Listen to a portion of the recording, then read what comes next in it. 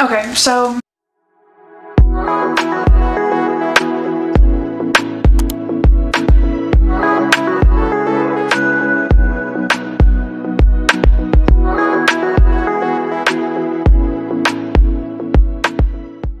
I want to make this seem the least amount of like scammy and like pyramid schemey as possible, because I know my generation, I know we're not doing any of that like bullshit. So let's just get into it. Like I have some legitimate like ways that you really can save money if you're aware of these, and you know, even if your realtor isn't, you can bring that up to your realtor and be like, boo, we need to implement this. So here are just some different ways that you can save some cash if your realtor knows what she is doing. All right, tip number one is all of 2022, I will be offering all of my clients a free home warranty. Typically the home warranties are based on how many square feet the home is, so it's kind of hard to give an exact value of how much you're saving, because it really just depends on each person's house, like how many square foot is your house. So, you know, if it's smaller, it's gonna cost less, and if you got a 4,000 square foot home, it's gonna cost more than the 1,000 square foot home. So I would say if I had to put it into like brackets, $300 to $600 of savings just on the home warranty, just because you had a thorough inspection. I mean, that things can't continue to happen. I mean, one of my good friends and one of my coworkers, she bought a house, and the first day that she moved into her house, her water heater just like went out. Like it was just like, we're done. She had to go buy a new water heater. You know what? It's just called being a homeowner, and it really sucks. And like, it was honestly a hard thing for me to grasp, because, you know, I'm a recent new homeowner and I'm in my 20s, and I'm like, what is this responsibility that you're talking about? Like, I get it.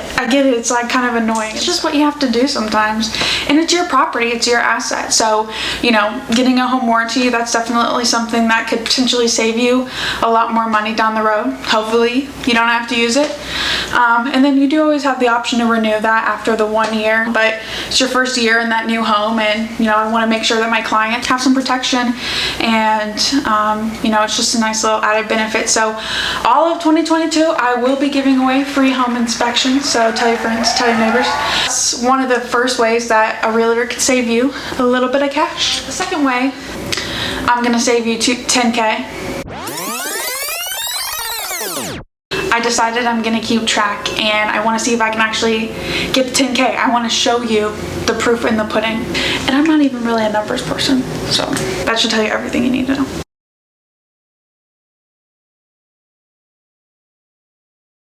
Sometimes, you know, you can't always buy as much house as you want, or, you know, depending on the market, depending on your income at the time, how your income is calculated, you might be pushing the budget to get what you want. So, you know, sometimes right when we fall right at the very maximum of what we can get, you know, sometimes we might need to be looking for some steals, because we can't always be as competitive on those properties. So, you know, looking for properties that maybe have been on the market, or maybe they just were relisted back onto the market. You know, maybe it really does have something wrong with it.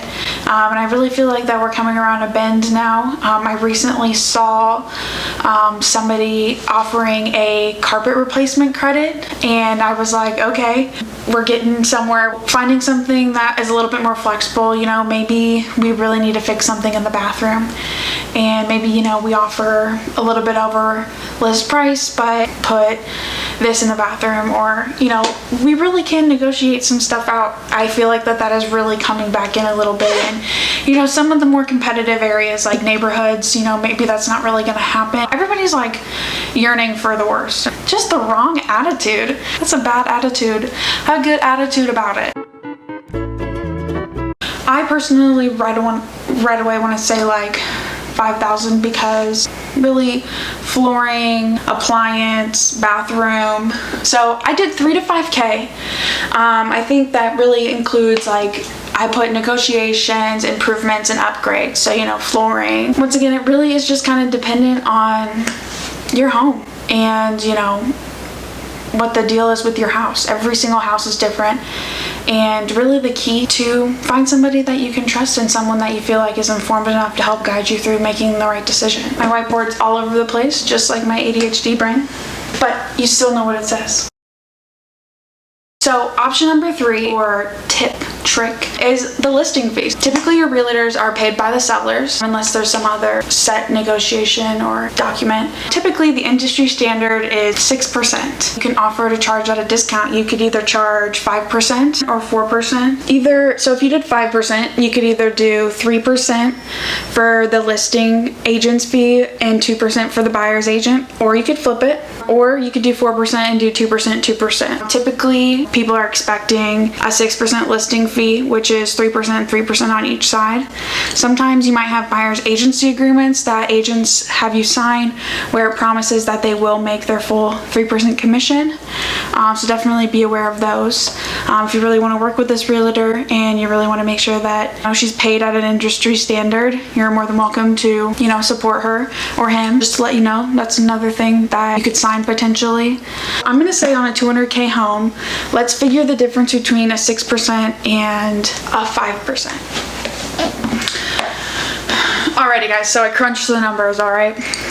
So typically on a $200,000 house, if you did a 6% listing fee, we're looking at $12,000, $6,000 to the seller, $6,000 to the buyer. If you just reduce that by 5%, you save $2,000 just on the sale of your home. If you did a 4% listing, you'd save $4,000 on selling your home. My 4th tip and trick on how I'm going to save you $10K, if you're buying or selling, credited back money. I recently just had a client who closed and they got their entire earnest money check back from closing. They were doing down payment assistance, and then I had also asked for $3,500 of seller's concessions, which the sellers had agreed to, and they had submitted a $2,000 earnest money deposit. Ended up getting that $2,000 back at closing. There's also some credits you can get from your lenders. Typically I see them around being $1,500. Credits and fees that can be applied to your loan could save you $1,500 to $2,000. So hack number 5, really getting a proper inspection. Okay, so I tallied up all of the numbers going off of the lowest estimate of cost or value that I had given to this specific tip. On the low end, it's about $10,200 of savings, and on the high end, it's $21,600 of savings. I do want to reiterate one more time that everything on each home is variable. If anything, just ask me, like straight up ask me, how would this apply to me, and I'll let you know. So you don't have to feel like you're getting scammed or this isn't like a scheme. This is just like, what's the tea? So yeah, thank you guys so much for watching. 5 ways that I can save you $10K. Definitely feel free to hit the subscribe button if you want to see more videos. Definitely feel free to hit that like button. And if you're a first-time home buyer, please leave me a comment. I really want to know, what are your questions? What do you want to know from me? What do you want to know more about? What markets do you want to know more about? You tell me, and I'll let you know. Once again, thank you guys so much for watching, and I'll see you next time.